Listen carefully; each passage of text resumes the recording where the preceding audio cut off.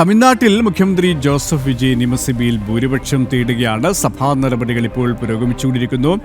120 അംഗങ്ങളുടെ പിന്തുണയോടെയാണ് വിജയ് അധികാരത്തിലെത്തിയത്. ഇവരുമായി ഐസൻ ജോസ് തുടരുകയാണ്. ഐസൻ പറഞ്ഞതുപോലെ തന്നെ ഇപ്പോഴും സഭാ നടപടികൾ പുരോഗമിച്ചുകൊണ്ടിരിക്കുകയാണ്. 120 അംഗങ്ങളുള്ള പിന്തുണ വിജയ് സർക്കാരിനുണ്ട്. 120 അംഗങ്ങളുടെ പിന്തുണയോടെ തന്നെയാണ് കഴിഞ്ഞ ദിവസങ്ങളിൽ അധികാരത്തിലെത്തിയത്. അതുകൊണ്ട് തന്നെ ഭൂരിപക്ഷം നേടും എന്ന് തന്നെ നിലവിലെ സാഹചര്യത്തിൽ നമുക്ക് മനസ്സിലാക്കാൻ കഴിയുമല്ലേ?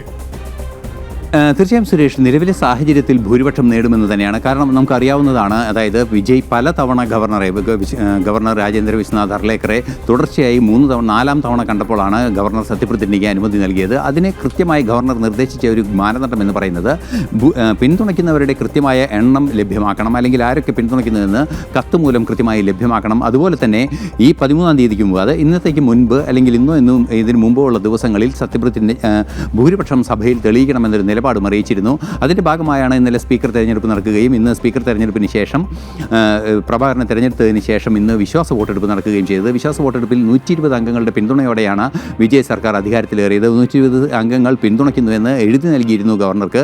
അതിൽ 107 അംഗങ്ങളാണ് സാങ്കേതികമായി ഉണ്ടാകുക. 107 അംഗങ്ങൾ TVKയുടെയും 5 അംഗങ്ങൾ കോൺഗ്രസിൻ്റെയും അതുപോലെ തന്നെ CPI, CPM, IUML, VCK തുടങ്ങിയ പാർട്ടികളുടെ 2 അംഗങ്ങൾ വീതവും ചേരുമ്പോൾ കൃത്യമായും 107 അംഗങ്ങളാണ് TVKയുടെ ഇത് കണക്കാക്കുന്നതെങ്കിൽ പോലും 120ലേക്ക് എത്തുന്ന ഒരു സാഹചര്യമുണ്ട്. അത്തരത്തിൽ 120 അംഗങ്ങൾ ഉണ്ടാകുന്ന ഒരു പശ്ചാത്തലത്തിൽ വളരെ കൃത്യമായ ഒരു ഭൂരിപക്ഷത്തിലേക്ക് വിജയ് എത്തിയിരിക്കുന്നു. 118 അംഗങ്ങൾ ഉണ്ടായാൽ കേവല ഭൂരിപക്ഷം തികയ്ക്കാനാകും 234 അംഗ നിയമസഭയിൽ. ഇപ്പോൾ അത് വോട്ടെടുപ്പ്, അതായത് ഈ ഭൂരിപക്ഷം ഗവർണർക്ക് എഴുതി കൊടുത്ത കത്തുകളും ഗവർണർക്ക് ഉറപ്പ് നൽകിയ ആ ഭൂരിപക്ഷം സഭയിലുണ്ടെന്ന് തെളിയിക്കണം. അത് ഇന്ന്, അതായത് 13-നോ അതിന് മുൻപോ തെളിയിക്കണമെന്നായിരുന്നു ഗവർണർ മുന്നോട്ട് വെച്ചിരുന്നത്.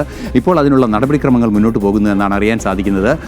ഇന്നലെ തെരഞ്ഞെടുക്കപ്പെട്ട സ്പീക്കർ തന്നെയാണ് വിശ്വാസ വോട്ടെടുപ്പ് അല്ലെങ്കിൽ ഇത്തരത്തിലുള്ള ഭൂരിപക്ഷം തെളിയിക്കുന്നതിനുള്ള നടപടികളുടെ ഭാഗമായുള്ള സഭാ സമ്മേളനത്തിലെ നടപടികൾക്ക് തുടക്കം കുറിക്കുകയും അത് നിയന്ത്രിക്കുകയും ചെയ്യുന്നത്.